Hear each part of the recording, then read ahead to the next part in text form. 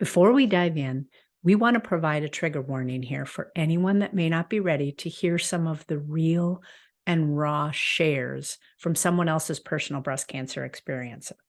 If you are not in a place to listen today, my friend, simply tune out for now, take care of you, and come back anytime when you're ready.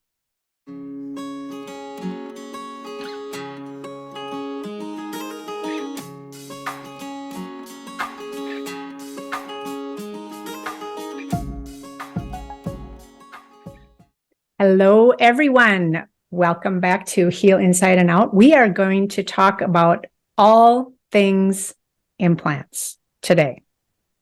And Dina, I know you have quite the even set of stories, I will say, as it relates to implants and surgeries and decisions and all of that. So can we kick this episode off with you just sharing a bit of your personal experience as it relates to implants? Sure. My story, I'm going to give the short version of the story.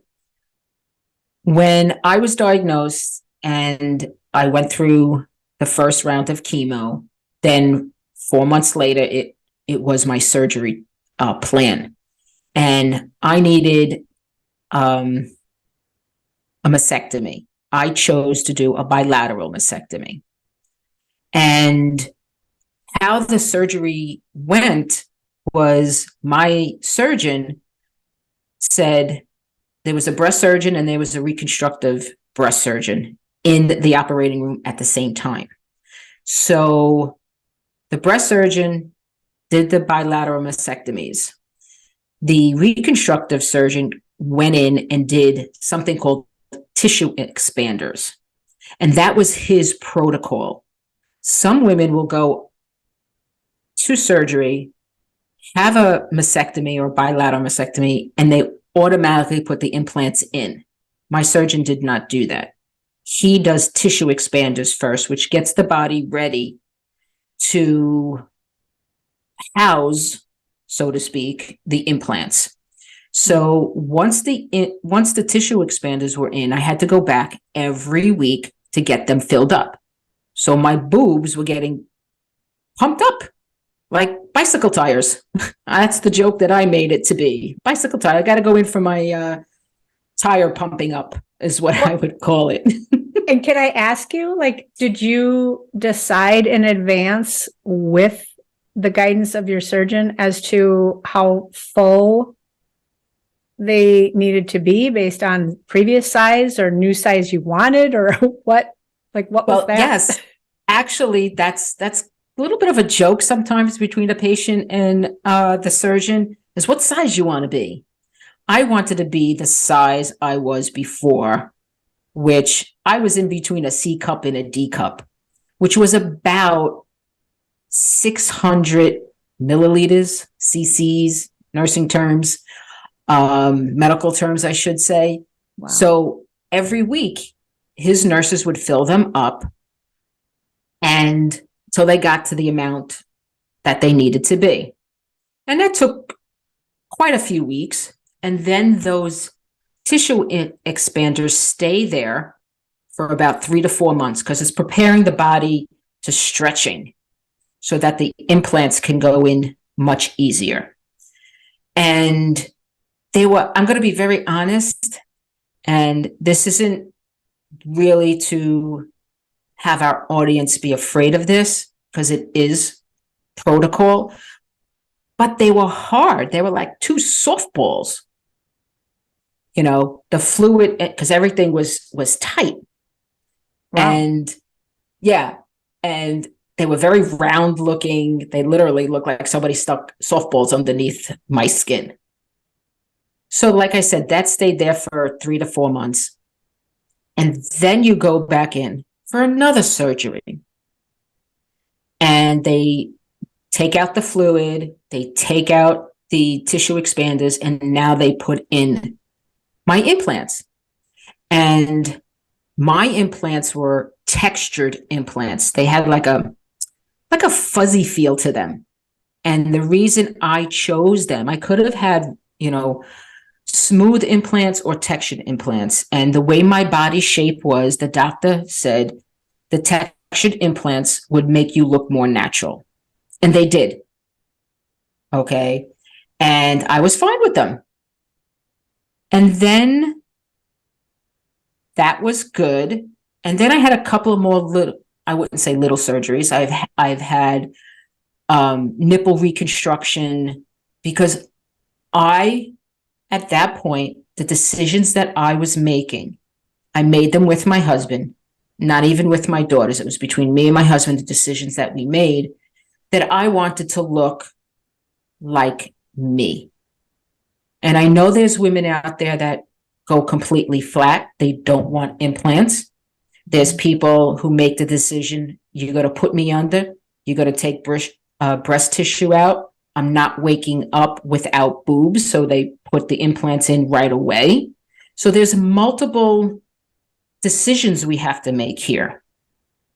And everybody has the choice to make the decision that is right for them. So when I had my nipple reconstruction done, they wanted to take skin and fat from my thighs. And this is another part, as our audience get to know me a little bit and my humor. I was like, oh, no, you're not touching my thighs. I don't want any more scars. I said, can't you take it from my lower abdomen, because I lost a lot of weight, so I had some sagging skin there.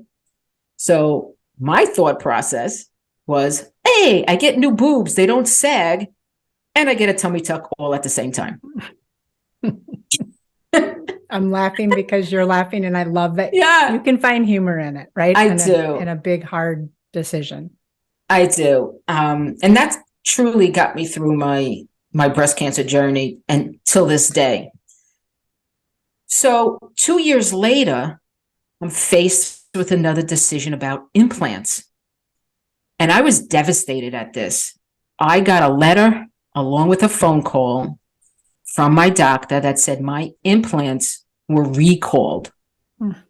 So then I started more jokes about, recall on your car, the recall on an appliance, and I'm like, that's how I dealt with it. And, my husband and my family and friends were like, stop joking around about this. It's not funny. And I was like, well, this is how I need to get through this. Well, and I love that, because that, like, you do what you have to do to navigate those feelings, right? But if you don't mind, if I could go back, like when you got the letter and you're looking at this news of what's in my body has now been recalled, how did that feel? Once again, I felt like it was like getting that phone call all over again. Because the implants could cause another type of cancer called lymphoma. And the answer from a lot of medical teams, my doctor was very supportive. He's like, I wanted his true opinion. And I do this to a lot of doctors. And if you're listening to this and you haven't heard me speak in these conversations, I am a nurse. So I ask doctors, hey, I'm a nurse. So if this was your mother, this was your sister, this was your wife, what would you want for them? And that most doctors are taken back by that. And then they really truly think about it and answer you. So my doctor was so kind, so considerate. He said the decision's mine, because the issue is that they found a study that anywhere from 7 to 10 years after these implants are in, that's when they're noticing the diagnosis of lymphoma. Now, I had them in for 2 years. And I said, no, I'm not going to wait 7 years to see if I have lymphoma and have to go through a whole nother, plan of treatment here. So after a long conversation with my husband, my daughters, and my daughter's like, there is no decision. You're getting them removed. You're changing them. So then I had to go back in and get smooth implants. which was during COVID. So that's a whole nother way of dealing with things. And I assume it's the same surgery because you're getting implants in, but on top of that, you're getting what you had in there removed. It's right. And I just thought of something as you had said that, Maggie. When you are faced with a decision and you have to say, what's best for me? And then the fear of the unknown. So I was walking into this surgery without my husband being there because it's August 2020. And COVID protocol is he drops you off at the front door. He picks you up when you're done. And the doctor said, I don't know if you're going to have any kinds of drains. I don't know what I'm going to find when I go in there. I don't know what the scar tissue is going to be like. I don't know if, he didn't know anything except that he was taking out the old implants and putting in new implants. And same surgeon? Same surgeon. I personally adore this plastic reconstructive surgeon because he is the cancer center that I go to, which is Memorial Sloan Kettering. He is their top reconstructive breast surgeon, and he only works with women that have had breast cancer. Oh, that's wonderful. So coming out of that surgery, I didn't have any drains. I was thankful for that. But here we are again.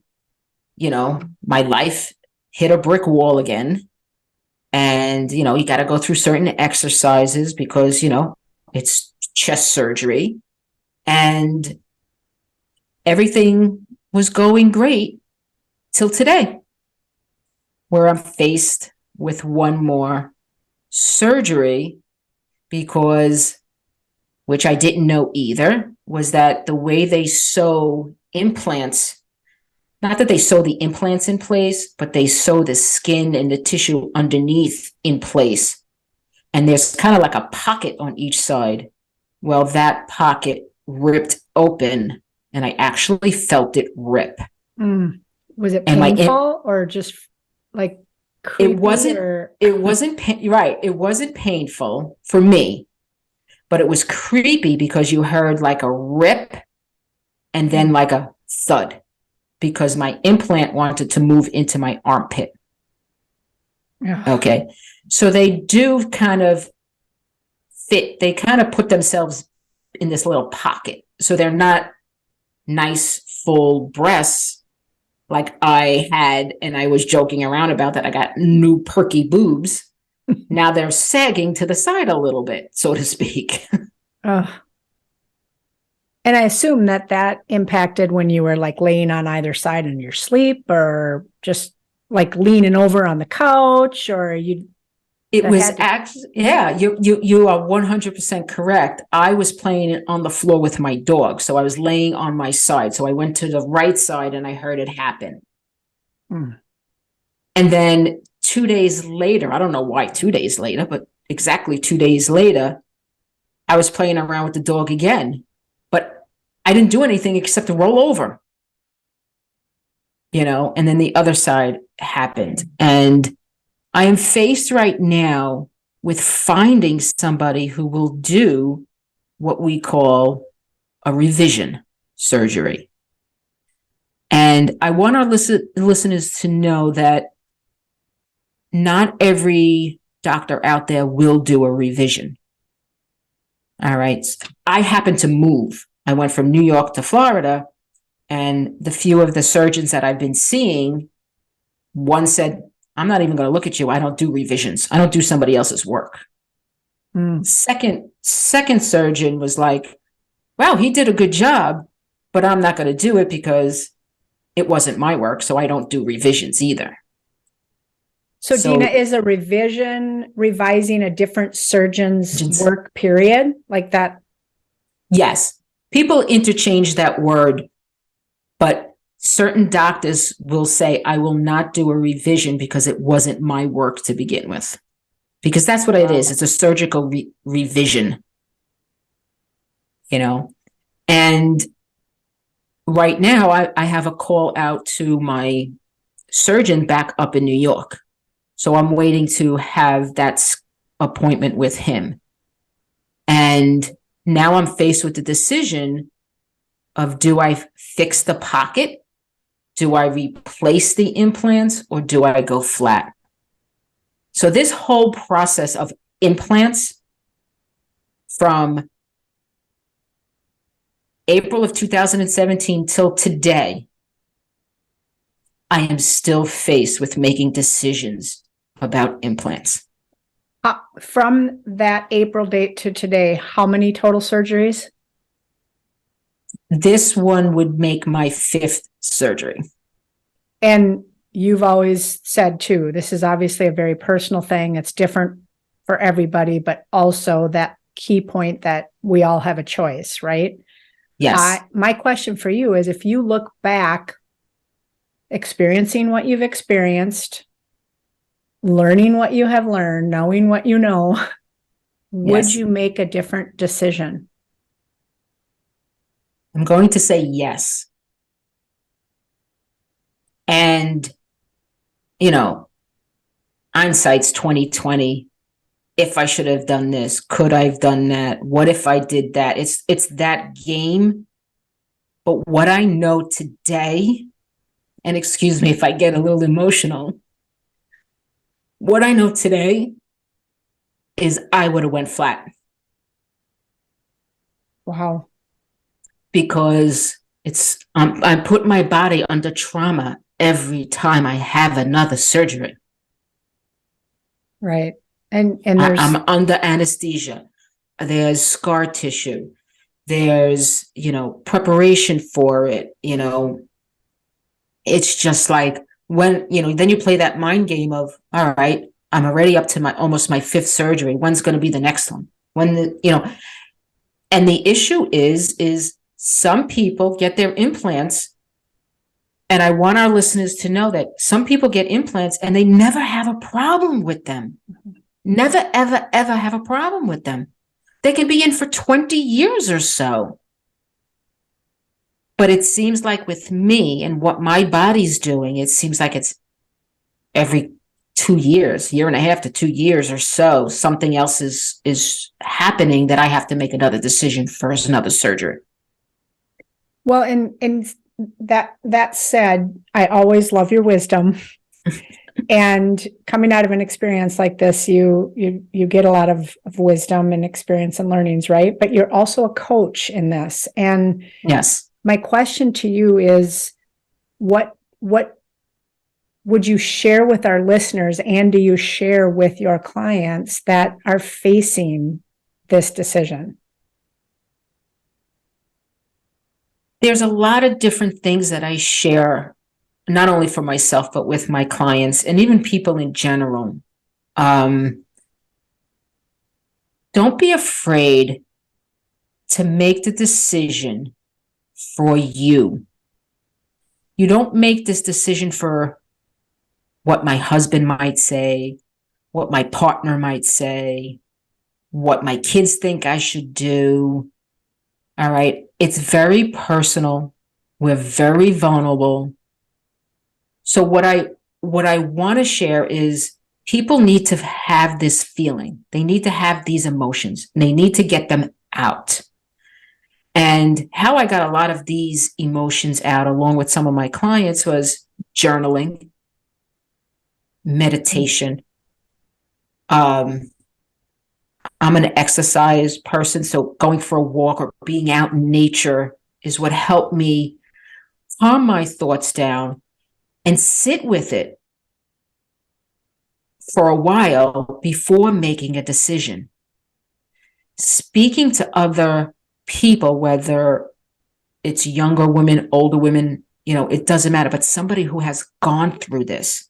They might not have gone through it exactly the same, but they know the journey. They know the breast cancer journey. So surrounding yourself with someone or a group that has gone through this can help as well. The bottom line is, and you're probably going to hear Maggie and I say this all the time, is that the choice is ours. Not even the doctors. The doctors can give you all the professional guidance they can, but the decision is yours and yours alone. I love that, because how you talked about, talking with your spouse, your partner, your significant other, your family, but talking and with your medical team, right? Yes. Surrounding yourself with community that has hands-on experience and going inside to really Yes. explore what is it that I want and need to do. Exactly. So, Dina, what comes to mind here is that there are so many other questions that I want to ask you about this because, relationship and identity, like personal identity and feminine, feeling feminine. And there's so much here, which I know we'll cover in future episodes. But I want to tell you, thank you, because I even got emotional when you got emotional. And I think that I'm sitting here feeling like, for our listeners may or may not know this yet, but part of my story is that I was blessed to only need a lumpectomy. I wasn't faced with the implant decision. And so I was just feeling blessed that I didn't have to go through that decision. But as we know, and we will talk about our ongoing healing, you never know. Exactly. If I was faced with that decision now, I feel so much more informed. And I've been through breast cancer. I was so this has been so informative for me. Oh, wow. That's what, as we go through these episodes, you and I together, that is the key here, is being informed. This is healing for me as well. People say, oh, you're in remission, you're fine, you're good. No. I'm always healing because there's always something that might be going on.